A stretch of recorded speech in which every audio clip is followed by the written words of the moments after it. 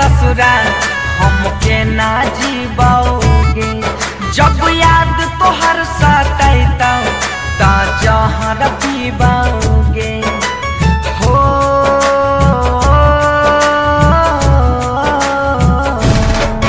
चल जबही सैया साथे हमके ना जीबोगे। जब याद तोहर सुनियै तो घुट के मरबोगे। देख के हमर भै गेलौ हो, देख हमर भै गेलौ जिंदगी बेहाल गे। जाइ छी ता जोगे रनिया रहिए खुशहाल गे। जाइ छी ते जोगे रानी रही है खुशहाल गे। Ambe recording studio Delhi.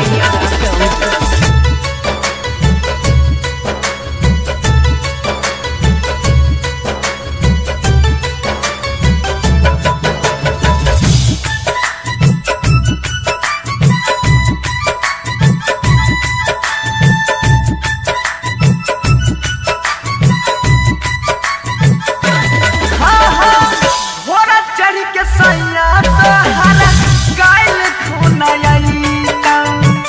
हमारा से हाथ छोड़ाई के संग में लेके जाइता। घोर चाभी सुन जब सैया तोहर अइतौ। हमरा से छीन के तोरा संग लेके जाइतौ। भै जइतो हमर जिंदगी हो, भै जइतौ हमर जिंदगी जियल मुहाल गे। जाइ छी ते जोगे रमिया रही है खुशहाल गे।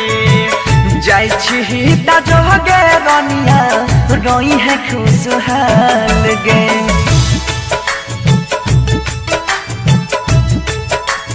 JK Yada Films.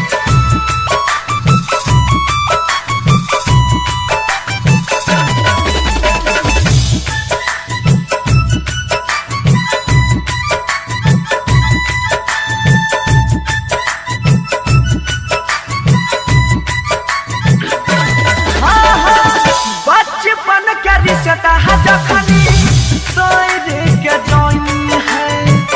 अपन हाथ बनसी धर के जहरिया पिलई है।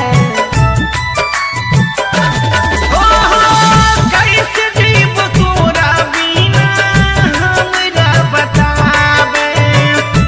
बंसी सुन के आके जहर खिलावे। राइटर अंकित के हा राइटर अंकित के छी फिलहाल गे। जाइ छी ता जोगे रनिया रही है खुशहाल गे। जाइ छी ते जोगे रमिया रही है खुशहाल गे। JK Yada Films.